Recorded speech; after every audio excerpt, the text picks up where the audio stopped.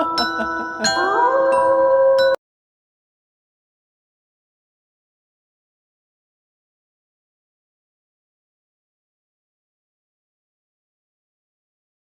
घड़ी देख रहे हो? इस घड़ी की कीमत है 34 लाख रुपए। लेकिन ये घड़ी आरव ने खुद नहीं खरीदी थी। ये घड़ी उसे मिली थी तोहफे में। उसके बचपन के दोस्त प्रवीण ने उसे ही नहीं बल्कि अपने चारों दोस्तों को एक एक महंगा मोबाइल, भारी रकम और ऐसी चीजें दी थीं जिनकी कोई सोच भी नहीं सकता। लेकिन इसके बाद जो हुआ वो किसी सपने जैसा नहीं था। वो था खूनी हकीकत। किसी दोस्त का पूरा परिवार एक सड़क हादसे में खत्म हो गया। किसी का सिर्फ कटा हुआ सिर मिला। और इन सब के पीछे थी एक किताब, एक ऐसी किताब जिसने एक हंसते खेलते लड़के को धीरे धीरे शैतान बना दिया। नमस्कार मेरे डर और सस्पेंस के शौकीन साथियों, मैं हूं आपका दोस्त अंतरिक और स्वागत है आपका अंतरिक ज्ञान पर। आज की कहानी कोई आम हॉरर स्टोरी नहीं है। ये एक ऐसी सच्ची घटना पर आधारित कहानी है जिसे सुनकर आप पैसे, सफलता और शॉर्टकट रास्तों के बारे में 2 बार सोचने लगेंगे।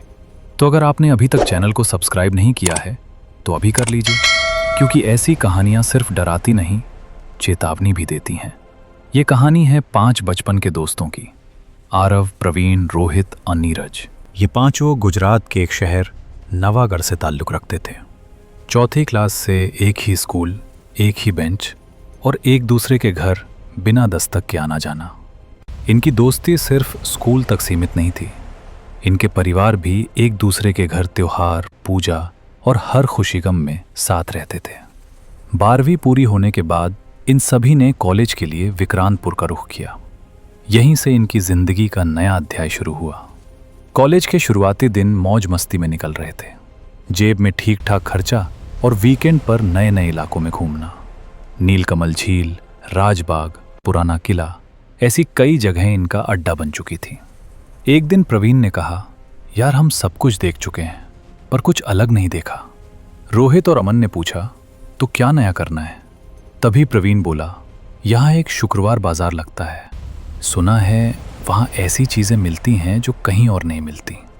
अगले शुक्रवार 5 दोस्त उस बाजार में पहुंचे। ये बात है साल 2016 की।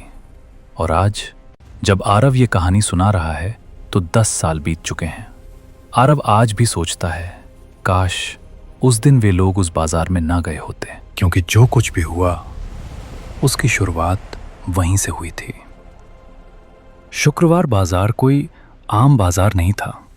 ये एक तरह का खुला हुआ चोर बाजार था।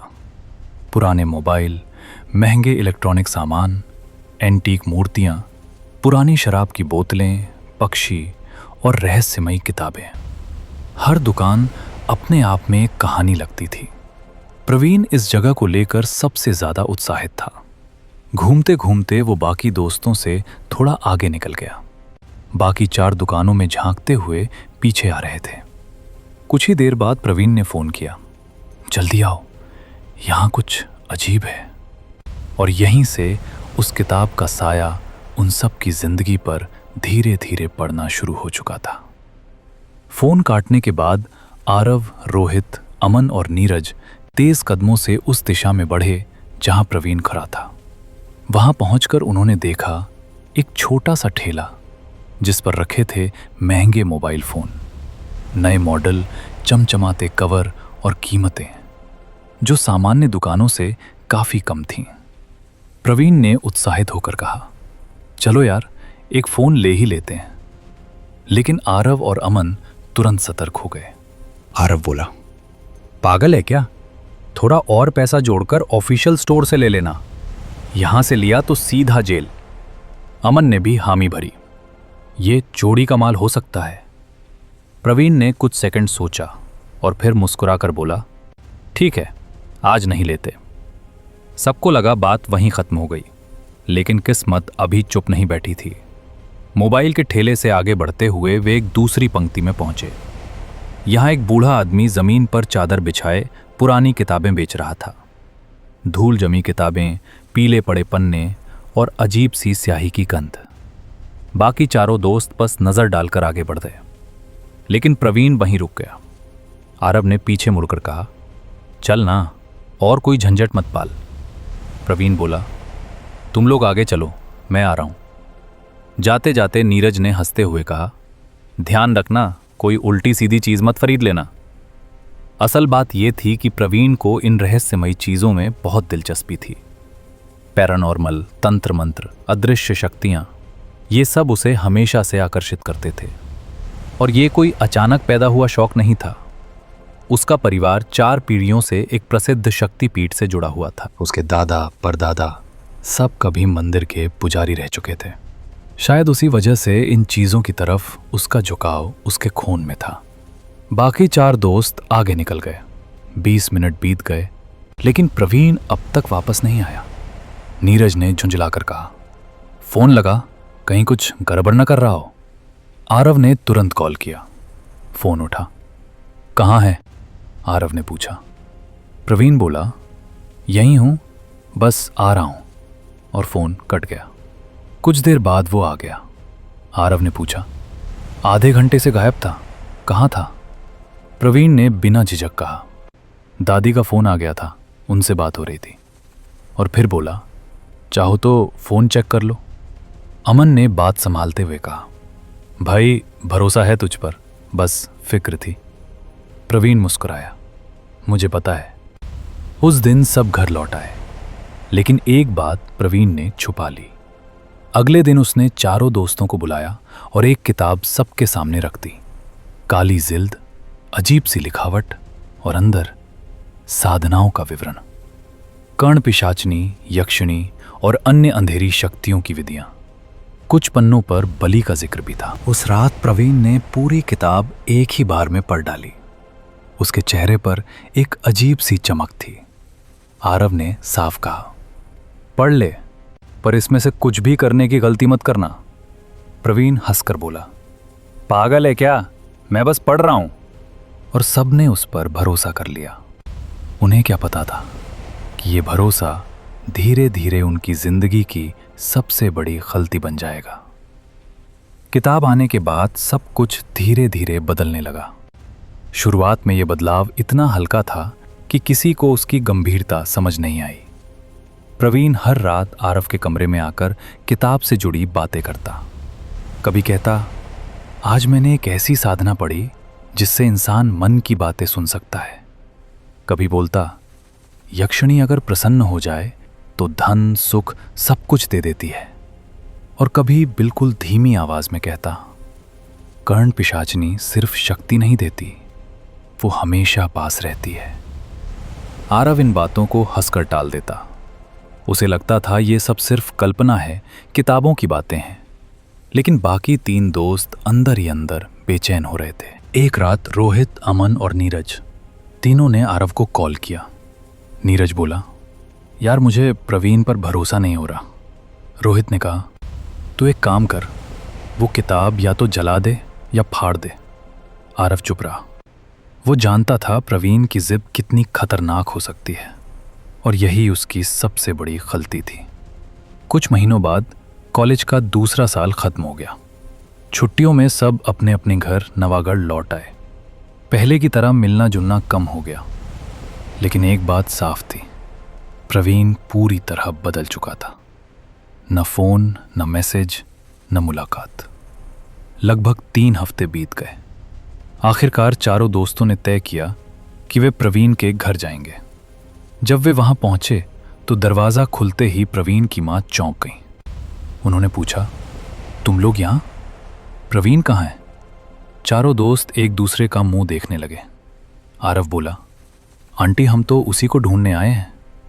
ये सुनते ही उनके चेहरे का रंग उड़ गया। वो घबरा कर बोली, क्या मतलब? प्रवीण तो तुम लोगों के साथ तीर्थ यात्रा पर गया है। कौन सी यात्रा? अमन ने पूछा।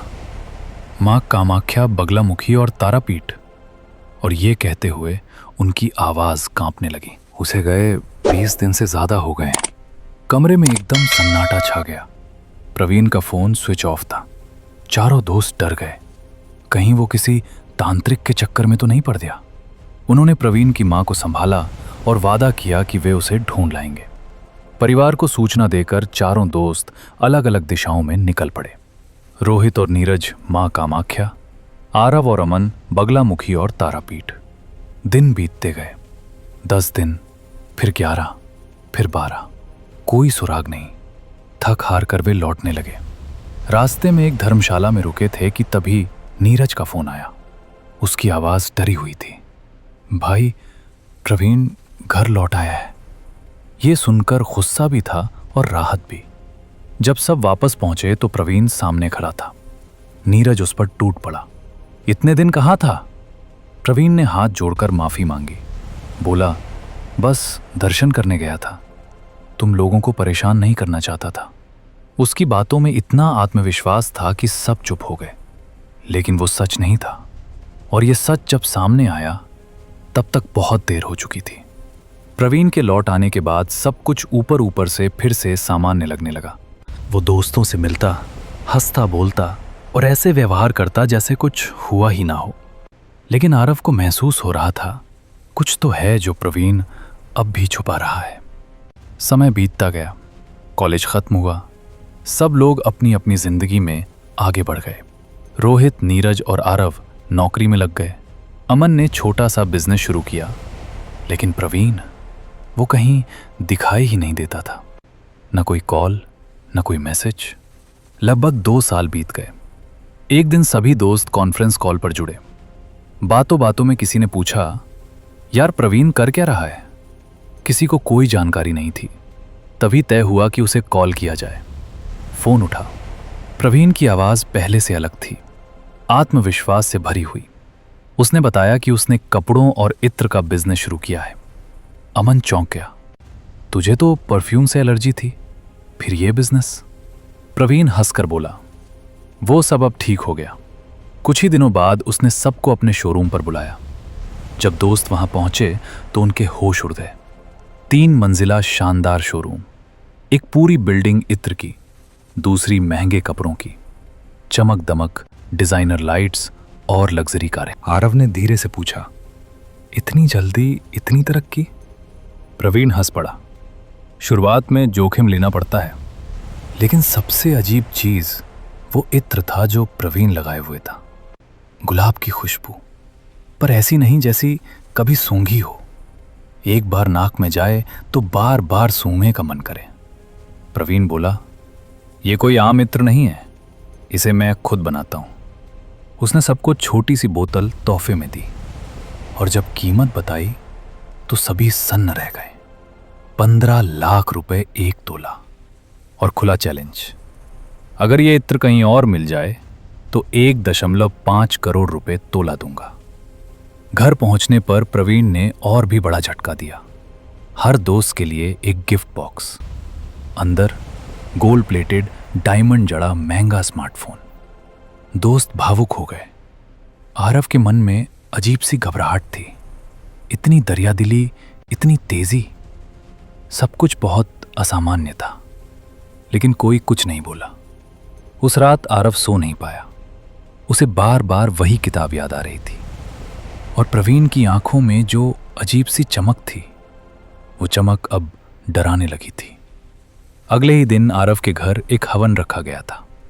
कुल परंपरा के अनुसार परिवार के पंडित खुद आए थे। आरव ने अपने सभी दोस्तों को बुलाया। सब आए, लेकिन प्रवीण नहीं आया। यह पहली बार था जब किसी धार्मिक कर्मकांड में वो शामिल नहीं हुआ। आरव को अजीब लगा। हवन खत्म होने के बाद पंडित जी ने पूछा, बाकी सब आए, प्रवीण कहाँ है? आरव ने कहा, काम में व्यस्त है। पंडित जी कुछ देर चुप रहे, फिर बोले, एक काम करो, तुम सबकी हाल की कोई फोटो है जिसमें प्रवीण भी हो? आरव लैपटॉप लेकर आया और फोटो दिखा दी। पंडित जी फोटो को ध्यान से देखते रहे। उनका चेहरा गंभीर होता चला गया। कुछ ठीक नहीं है, उन्होंने कहा। फोटो में एक भारी परछाई है, बहुत भारी। आरव घबरा गया। क्या मतलब गुरुजी? अभी कुछ मत पूछो, पंडित जी बोले। 1 हफ्ते बाद आश्रम आना, मुझे साधना करनी पड़ेगी। 6 दिन बाद आरव के पास खुद पंडित जी का फोन आया। उनकी आवाज पहले से भी ज्यादा सख्त थी। अगर अपनी और अपने परिवार की जान बचानी है, तो उन्होंने कहा, तो प्रवीण से जो भी लिया है तुरंत लौटा दो। आरव के हाथ कांपने लगे। फोन, इत्र और वो पैसे। बाकी बातें आश्रम आकर, पंडित जी ने कहा और फोन काट दिया। आश्रम पहुंचते ही सच सामने आ गया। पंडित जी ने बताया, प्रवीण दर्शन के लिए नहीं गया था, वो साधना करने गया था। उसने एक तांत्रिक से सौदा किया। 3 शक्तियां साध लीं, एक कर्ण पिशाचिनी, एक जिन और एक यक्ष। पैसा, सफलता, शोहरत सब उसी का नतीजा था। लेकिन हर सौदे की कीमत होती है। पंडित जी ने चेतावनी दी, उसे समझाओ कि वो सब छोड़ दे, वरना अंजाम बहुत भयानक होगा। आरव ने पैसे वापस किए, फोन और इत्र प्रवीण के घर पहुंचा दिए। फिर उससे मिलने गया, लेकिन प्रवीण बदल चुका था। उसने गुस्से में कहा, अब तू मुझे सिखाएगा कि क्या करना है? दोस्ती आज से खत्म। अगली बार मेरे रास्ते में आया तो जिंदा नहीं बचेगा। उसकी आंखों में इंसान नहीं था, कुछ और था। आरव ने बाकी दोस्तों को समझाने की कोशिश की, लेकिन सब ने उसका साथ छोड़ दिया। उन्हें पैसा दिख रहा था, सच नहीं। और फिर मौतों का सिलसिला शुरू हुआ। एक सड़क हादसा, पूरा परिवार खत्म। एक गायब, सिर्फ कटा हुआ सिर मिला। बीमारियां, दुर्घटनाएं और अचानक मौतें, एक एक करके सब टूटते चले गए। आरव सब कुछ छोड़कर अलग हो गया। नया नंबर, नया जीवन। लेकिन कर्मों का पहिया घूम चुका था। समय बीतता गया। आरव ने अपनी जिंदगी को दोबारा संभालने की कोशिश की। नौकरी, घर और एक सादा जीवन। वो जानता था कि उसने सही किया था, लेकिन जो पीछे छूट गए थे उनका हिसाब अभी बाकी था। साल 2024 के आखिर में एक दिन आरव की मुलाकात अमन के पिता से हुई। पहले जहां एक स्वस्थ, मजबूत आदमी था, अब सिर्फ हड्डियों का ढांचा बचा था। उन्हें देखते ही आरव पहचान नहीं पाया। अमन के पिता फूट फूट कर रो पड़े। उन्होंने बताया, एक सड़क हादसे में अमन की मां की तुरंत मौत हो गई। कुछ ही महीनों बाद उन्हें खुद कैंसर हो गया। और अमन, वो शहर से निकलकर लौट ही नहीं पाया। पुलिस का फोन आया, आपके बेटे का सिर्फ सिर मिला है, शरीर नहीं। आरव के पैरों तले जमीन खिसक गई। वो दौड़ता हुआ रोहित के घर पहुंचा। घर बंद था। पड़ोसियों ने बताया, पूरा परिवार एक हादसे में खत्म हो चुका है। नीरज का घर, वहां भी सिर्फ मातम था। एक एक करके चारों दोस्तों के परिवार तबाह हो चुके थे। अब सिर्फ एक नाम बचा था, प्रवीण। कई महीनों तक कोई खबर नहीं मिली। फिर एक दिन सच सामने आया। प्रवीण बड़ोदरा के एक मानसिक अस्पताल में था। जब आरव वहां पहुंचा तो जो देखा वो किसी डरावने सपने से कम नहीं था। प्रवीण एक कमरे में बंद था। वहीं खाना, वहीं मलमूत्र, वहीं चीखें। उसकी आंखें खुली थीं, लेकिन देख नहीं रही थीं। डॉक्टरों ने हाथ खड़े कर दिए थे। उसके माता पिता खुद टूट चुके थे। कुछ ही महीनों बाद प्रवीण की मां ब्रेन हेमरेज से मर गई। आरव टूट गया। वो सीधा पंडित जी के पास गया। पंडित जी ने शांत स्वर में कहा, उससे भूल हो गई। जिस दिन उसने भोग देना छोड़ा या गलती की, उसी दिन उसका अंत लिख दिया गया। कर्ण पिशाचनी उसके शरीर का भोग लेती थी। जिन बलि मांगता था, यक्ष खून चाहता था। जब तक वो देता रहा, सब चलता रहा। लेकिन जैसे ही संतुलन टूटा, सब तबाह हो गया। अब उसका क्या होगा? आरव ने पूछा। पंडित जी बोले, उसे मारा नहीं जाएगा, उसे जिंदा रखकर रोज मारा जाएगा, कम से कम 50 साल तक। और मरने के बाद भी उसकी आत्मा बंधन में रहेगी। आरव आज अकेला है। उसके चारों दोस्त और उनके परिवार इस दुनिया में नहीं रहे। उसे आज भी अफसोस है। काश उसने उस दिन और जोर से रोका होता। इसलिए ये कहानी सिर्फ डराने के लिए नहीं है, ये चेतावनी है। शॉर्टकट हमेशा आसान लगता है, लेकिन उसका अंत हमेशा सबसे भयानक होता है। अगर आपको लगता है कि ऐसी साधनाएं सफलता के लायक हैं, तो कमेंट में ज़रूर बताइए। हम मिलेंगे अगली कहानी में। तब तक सचेत रहिए, सुरक्षित रहिए।